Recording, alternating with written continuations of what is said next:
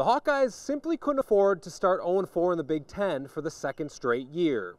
Jordan Bohannon made sure they wouldn't. Welcome back to the Outback Bowl special, here from outside Raymond James Stadium in Tampa. A big night of MAC basketball begins on this Tuesday at Pleasant Valley. The Spartans unbeaten at 12-0 on the season, including 9 for 9 in the MAC. It's been even more fun for the defensive line early this season because of the emergence of A.J. Epinesa. And our man who is out there on the court jumping around, holding the camera very steady, I should add, Adam Rosso. He's now at Carver Hawkeye Arena. Adam, take it away. Yeah, Jay, it's quiet now, but obviously it was rocking earlier tonight. The Hawkeyes getting that signature win they were looking for in the Big Ten Conference season, 74-59 over the 5th-ranked Wolverines. Actually, the most points allowed by Michigan in a Big Ten game this season.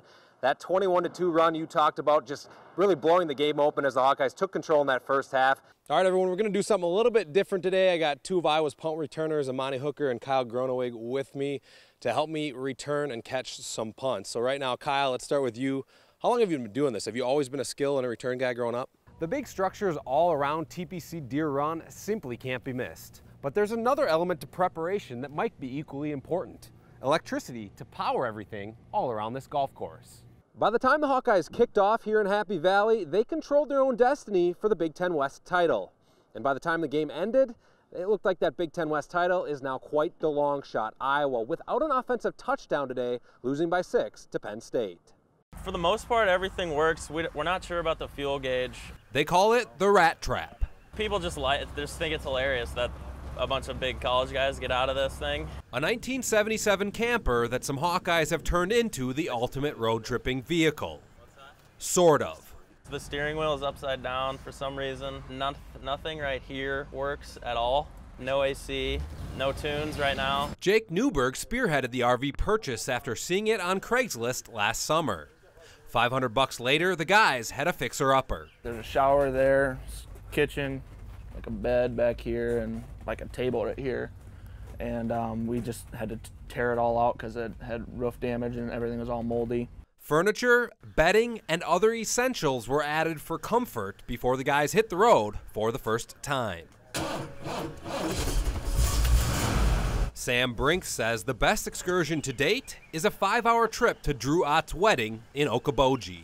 It was just a long trip, so by the time we got there, we were just ready to enjoy the weekend, and seeing Drew get married was fun. Got a lot of compliments on the camper when we drove that to the church. It hasn't been all fun and games for the guys and the rat trap since getting the rig.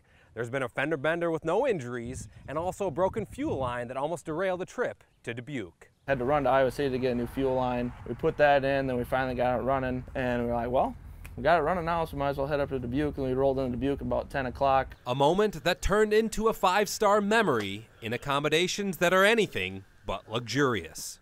You know, we've absolutely got our money's worth. Like, the fun we've had has paid for that. And also, you know, all the work we've done, it's probably only appreciated the value if you look around. The guys aren't exactly sure what they're going to do with this thing when they all graduate. But I'll tell you what, after today's tour, I might have my eye on this thing for the right price. Reporting from Iowa City, Adam Rosso for Hawkeye Headquarters.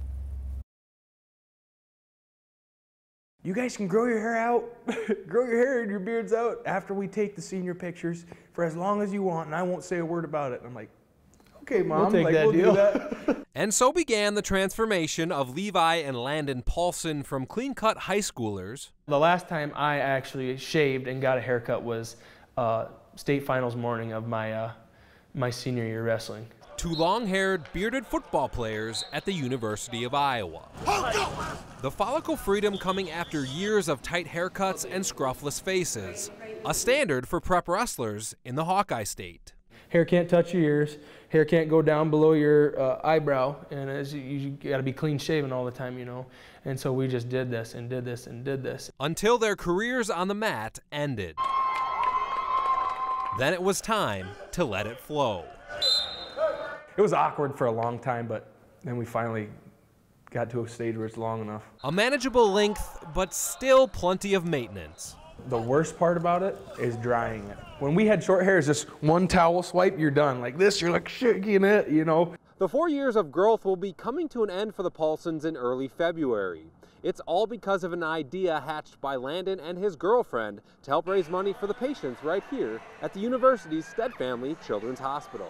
I told her this year, I was like, what if you raise like $5,000 and I'll cut my hair like at the dance marathon. These guys started conning me into it. They're like, hey, what if we raise double the amount, you know? What if we raise $10,000? We cut your hair. I said, you know what, might as well do it. The experiences they've shared through the football program sealing the decision. We've had so many opportunities to go over to the Children's Hospital, and you know, it's totally incredible, that building. Like when you swarm out of that tunnel, it's just, I mean, you can't really express it. And that feeling makes losing a little bit of your identity to help others just fine with Levi and Landon. Hopefully it grows back. You know, it didn't grow back for my dad, but you know, that's the biggest fear, is that, you know, we cut our hair off and it doesn't grow back and we're stuck bald like Coach Doyle or my dad, you know. The guys will cut their hair at the dance marathon on February 2nd, provided they reach their goal of $10,000. They did leave open the possibility of shaving their beards too, although they say that would take a total of $15,000 in donations. Reporting from Iowa City, Adam Rosso for Hawkeye Headquarters.